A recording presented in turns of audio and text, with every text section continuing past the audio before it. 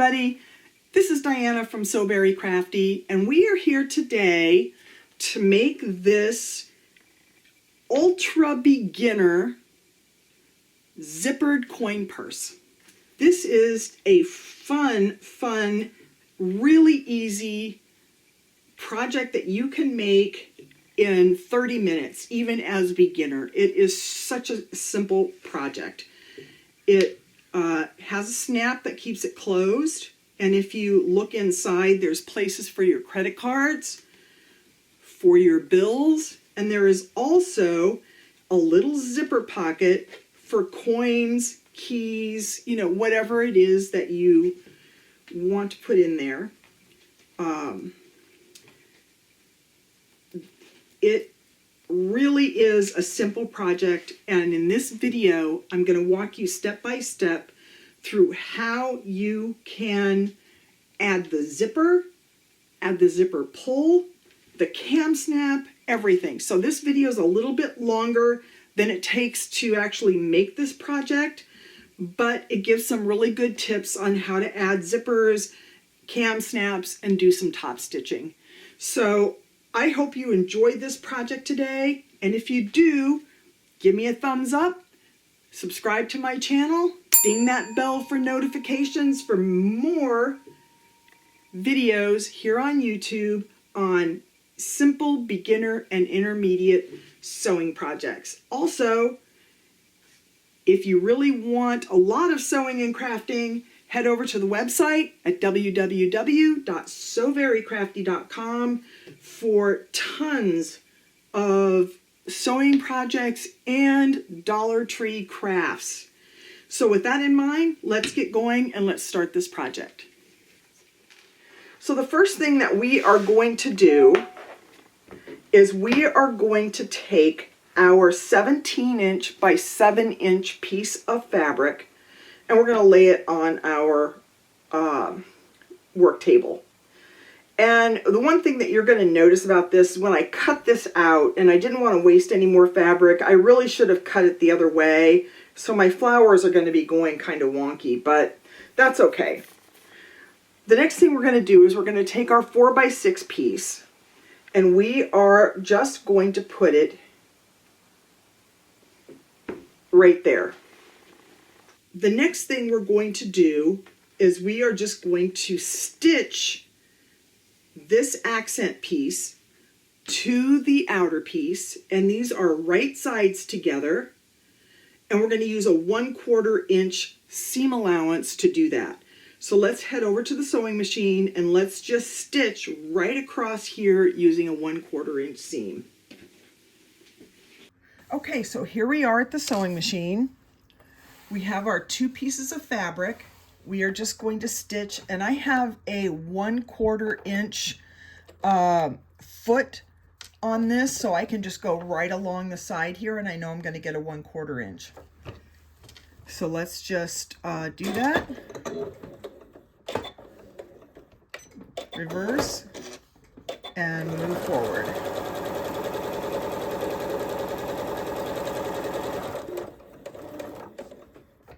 And let's reverse.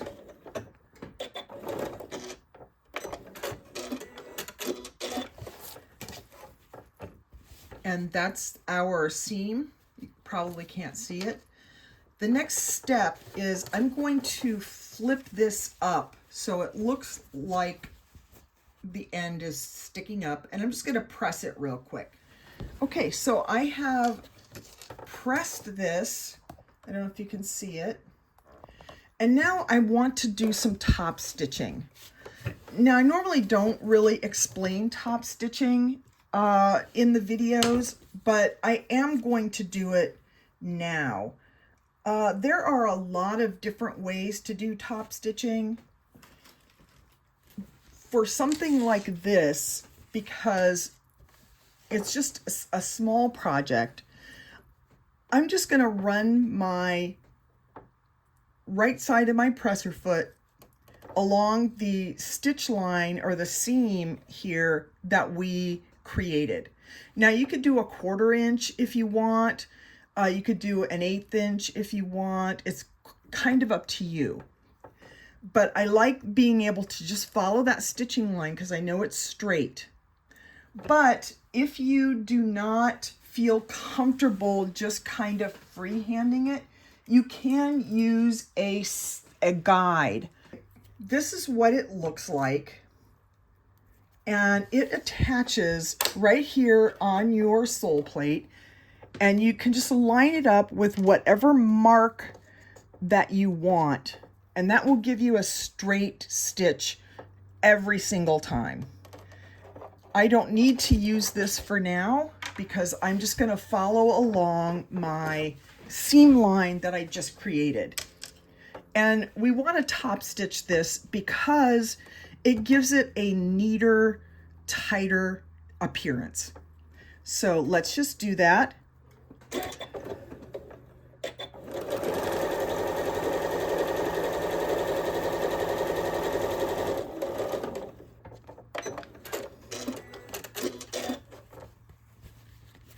I don't know if you can see that because of the light, but that's what it is. It's a nice top stitch along the edge. And now we're going to go over to the workstation and move on to our next step. Okay, so here we are back at the workstation, and we have the basic part of our little coin purse. And now I am going to take just a small sharp pair of scissors, and I'm going to cut just a notch right at the end of that accent piece, just a little bit. And that will allow the coin purse to have a nice finished look for it. So now that we have this, we need to cut out the Pellon SF 101 and the lining. I've cut out the SF 101 already. So what we're going to do is we are going to use our 2 pieces of fabric here as a pattern. And now you have kind of a choice here. You can draw around this and then cut, but I'm kind of a little bit lazy about that. So I'm just going to pin it on here a little bit and cut around. Works just as good, but sometimes people prefer to just trace around it and do the cutting then. So let's take our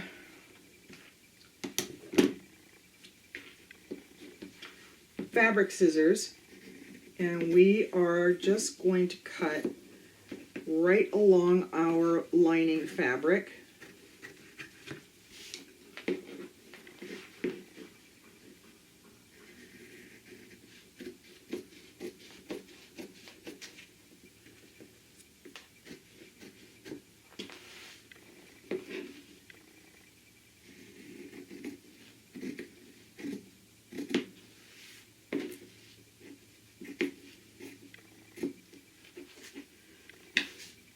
And now we have a lining piece that is exactly the same size as the 2 pieces that we just stitched together. And then we have a piece of SF 101 interfacing that is also the same. Now remember, when you cut out your SF 101, make sure that it can go together like this. Make sure that the bumpy side of the fabric matches the wrong side of your piece that you just stitched together. Once you've done that, you are going to go over to the iron and you are going to fuse this interfacing to the 2 pieces that you've stitched using the hot iron and the manufacturer's instructions. And keep in mind that a lot of times the instructions for a type of interfacing will change based on the type of interfacing, the type of fabric, and the company that manufactures it. So make sure you read the instructions on that. So let's go over to the iron, and we're just going to fuse this to the fabric, and we'll come back and move on to our next step. Okay, so now we have our fused interfacing and our main outer piece. We are now going to take our lining piece and we are going to place it right sides together, just like that. You can add pins to this, but honestly, there's not that much stitching, so you know, if you're a more experienced sewist, you won't really need to do that, but we're going to add some pins here. The next thing we're going to do is do some measuring. We are first going to take just this accent part and we're going to fold it in half like that so that we can just find the center. And I'm just going to finger press that so I know where the center is. And then I'm going to measure down 1/4 inch. And I'm going to make a mark right there. The next thing I'm going to do is I am going to measure down 7/8 of an inch on either side of this. So we're going to take our ruler, we're going to go 7/8 and make a dot. I don't know if you can see that. And we're going to go over here and go 7/8 and make a dot. Now, on these dots, you are going to want to make sure that they are 1/4 inch in from the side, because our seam allowance is 1/4 inch. That one's fine. We want to make sure that this is 1/4 inch. The next thing we're going to do is we are just going to take our ruler and join these lines.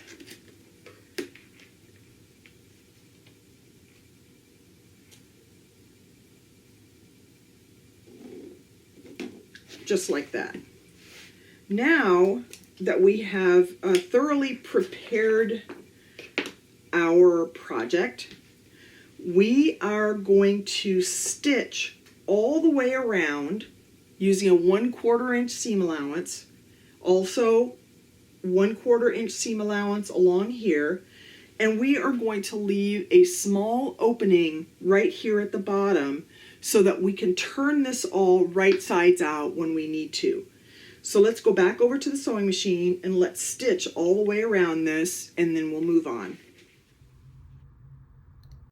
Okay, so here we are, and I know that I have to leave an opening down here at the bottom, so I'm just going to start further down on the bottom and with my stitching. So I am going to use a 1/4 inch seam allowance.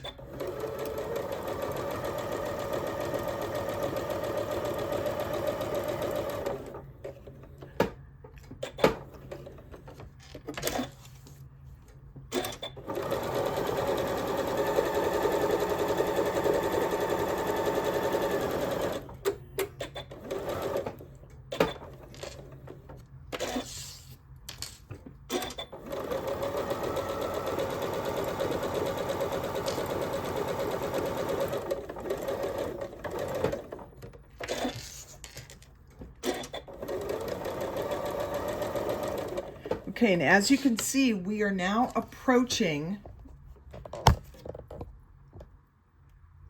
the lines that we just drew. So I want to make sure that I finish about 1/4 inch below that so that I can follow that line with my 1/4 inch seam.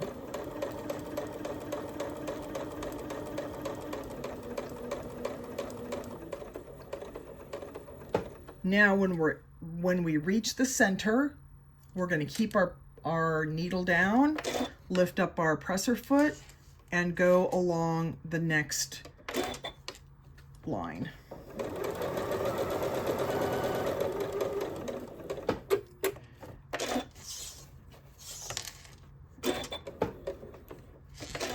now we're just going to go all the way down.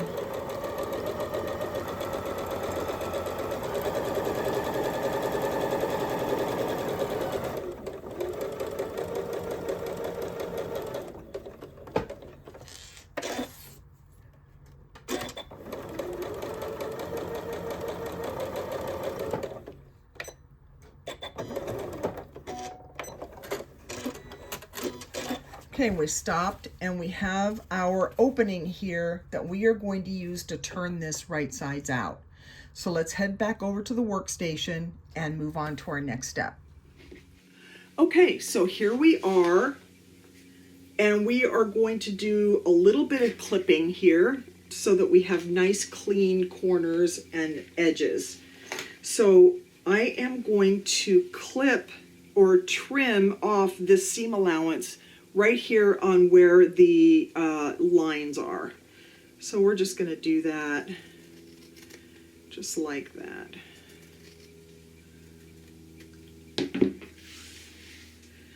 The next thing I'm going to do is I am going to clip right here where that corner is so that we can have a nice clean corner.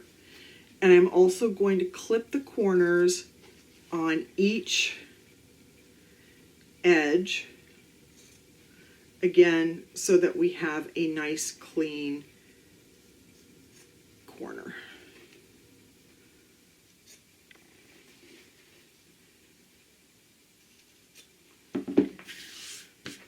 Now we're going to turn this right sides out.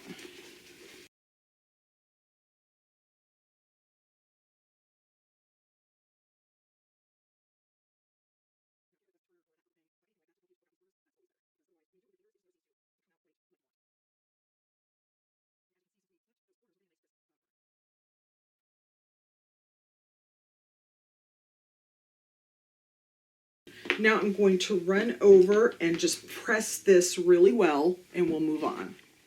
Okay, so we are back at our sewing machine. We have completely pressed our project, and now we are going to top stitch all the way around the project, making sure that we close this opening.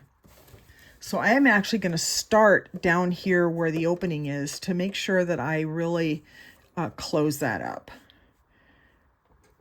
And I'm using, again, just a little more than 1/8 of a seam allowance so I can make sure that I grab that, that opening.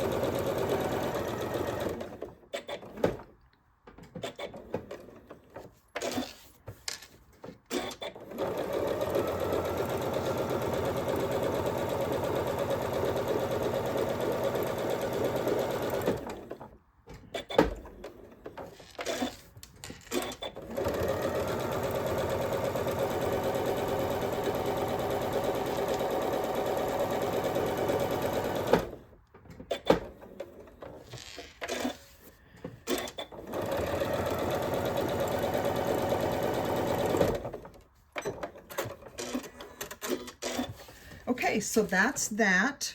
We're going to clip off these extras, but we're going to head back over to the workstation and move on. And this is the basis of our little coin purse. Now, we're going to talk a little bit about continuous zippers.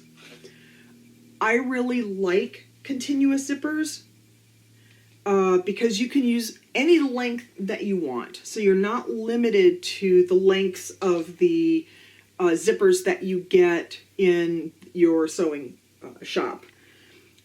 The other thing I like about continuous zippers is the zipper pull. In this instance, my continuous zipper came with a matching zipper pull that looks like this. There are, if you go on Etsy or Amazon, you can find loads of zipper pulls that are decorative. So I generally like the metal zipper pulls, and they have flowers on them, or shamrocks, cartoon characters. There's just loads and loads and loads of different zipper pulls that you can get. But keep in mind that not only can you get and make the length of the zipper that you want, but the zippers come in variety of widths. The main width of the zipper, you have a number 3 zipper, which is basically what you buy at your sewing store, and that's what this is. This is a number 3 zipper. You can also get a number 5 zipper, and I like using number 5 zippers, especially in handbags. They're a little bit wider, makes it a little easier to sew if you're a beginner, and it makes it a little bit easier to put the zipper pull on. But those are the 2 main sizes.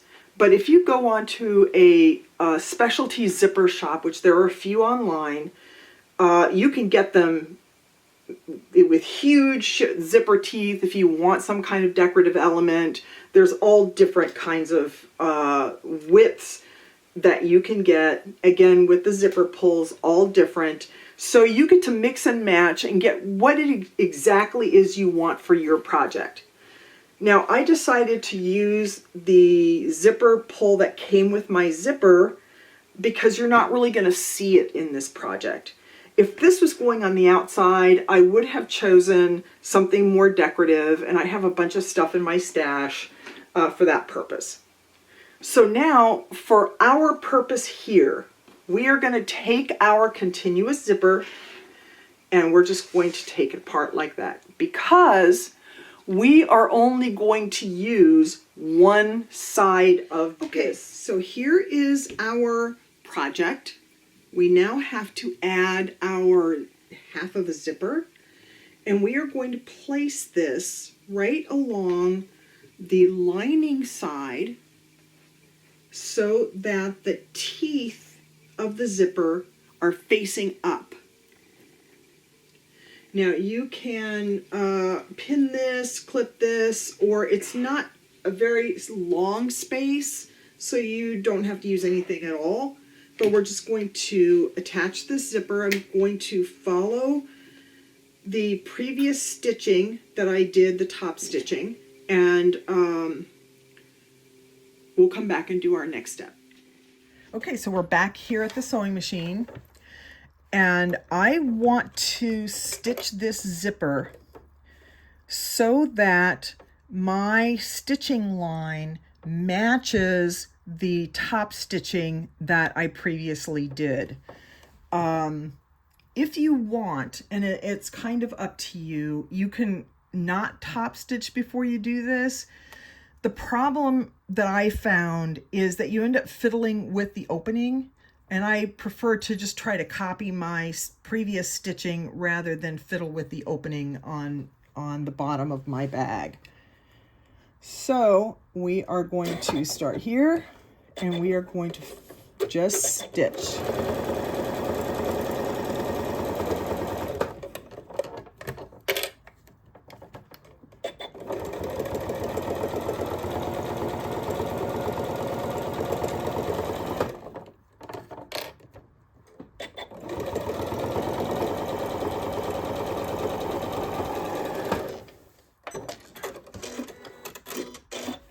And there we have our zipper on there just the way we want. So let's go back, put the zipper pull on, and go to the next steps. Okay, now the zipper's on. we are going to fold up our project from the bottom 2.5 inches. So it's going to be right about there. Take some Wonder Clips and just clip that in place. The next thing we're going to do is we are going to fold this in half, just like this. And now you can see our little purse is coming together. I'm going to add, I'm going to move these clips and just do all of the sides so it's looking like a little purse now. But now is probably the most difficult part, and it's really not that difficult. And there are many videos on YouTube on how to put these zipper pulls on. Okay, so we now have our zipper on here. We're going to fold it over so it, we now have really our purse here. But we have to add this zipper pull. And if you go on the internet, there are a lot of videos on how to put your zipper pull onto your zipper. By far, the simplest way is using a fork. And I have, it's like a pickle fork. It's like got 3 tines, but it's perfect for what I need for this to do. What we are going to do is we are going to take our zipper pull, keeping in mind that there is a flat end and a round end for this zipper. We are going to take the flat end of our pull and we're going to have it face up so that the flat side is facing us, and we are going to slide this onto the fork. Now keep in mind, we are not putting the tines through the whole of the zipper pull, just so that it's kind of holding the back part. I don't know if you can see that, just the back part, and the pull itself is hanging down. We are going to set this on our workstation, and I kind of have a choice here. I have these clamp things that I use for my Dollar Tree crafts. So I am going to just clamp this fork onto my cutting mat here to keep it sturdy. Now I'm going to take my zipper, keeping in mind that the pull part of my zipper is facing down. I need to make sure that my zipper is also facing down. So we are going to take this, our zipper's facing down, actually goes this way, and we are going to slide our ends of our zipper into the top part, or the round part of the zipper pull.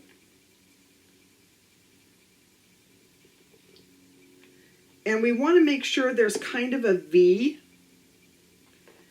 so that when we insert our zipper ends, they will just slide right on, just like that.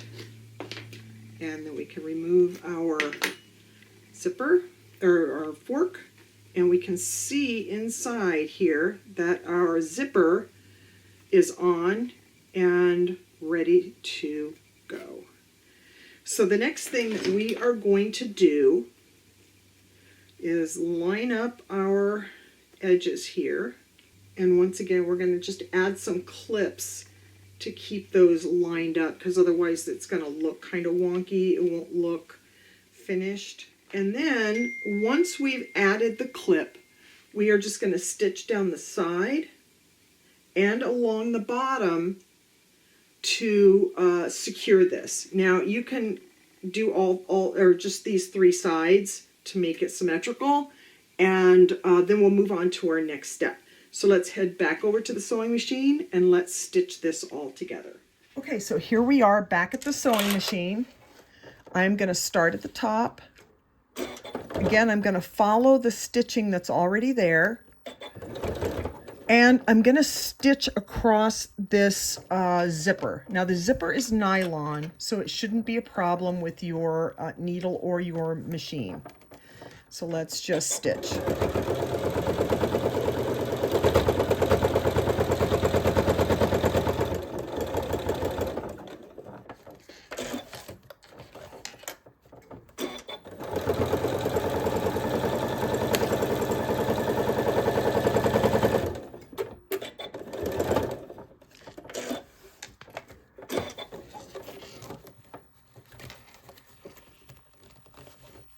Pull this zipper pull out of the way, because that will hurt your machine if you hit it.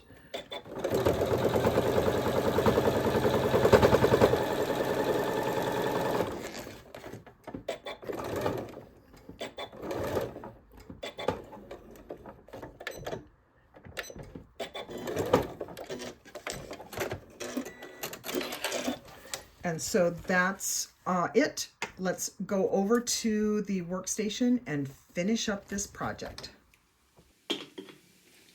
So we have our excess zipper. Now if you look inside, we have a nice zipper pouch that you can put your stuff in. You can put bills and credit cards along here, but we're not quite finished yet. We need to add our Kam Snap. And a Kam Snap comes basically in 4 pieces. You have 2 pieces that look like a thumbtack. And then you have the male and female parts of the snap. One sticks up and one sticks in, and that's what's going to close these together. So I am going to take an awl, looks like this, and it comes with the Kam Snap kit. I am going to then place a hole, probably about a 1/2 inch up, just right in the middle, just like that. Then I'm going to take one of my thumbtack pieces and put it right there, and all the way through. Now you can take the male or female part, it doesn't really matter, and you're going to place it right there on top of the thumbtack. There's a little hole there. The next thing you're going to do is you're going to take your Kam Snap pliers, and they look like this. They also come with the kit, and you will see that there is kind of an indented area on the bottom and a plastic thing on the top. You're going to put that indented area on the bottom in to the back of the thumbtack, and then you're just going to squeeze. And when you squeeze, what that does is it smashes down the little thumbtack part so that it's flat and it can't come apart. Now we're going to fold our flap over, and we are going to take our awl again, and we are just going to match up where that goes, and we are going to put a hole right there. But this time we are going to take the thumbtack and place it on the inside of our bag like that, so that the point is sticking up. We're going to take the other side, put it over the pointy end, and then we're going to use our pliers again to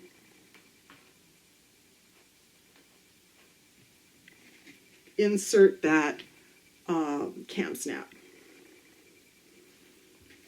And that is all there is to this project. A very, very simple beginner, anybody can do this, little coin purse. Now I did a beginner handbag project that's on the website, and if I get some time, I will do a video of that too, so that you, as a very beginner sewist, can do a handbag and a little coin purse in no time using your beginner sewing skills. So this project is over, and like I said, you can take it. There's spaces for credit cards, bills and coins, and a snap to keep it closed, and you are finished. I really hope you enjoyed this project today. If you did, give me a thumbs up, subscribe to my channel for more YouTube videos on how to do basic, fun little sewing projects.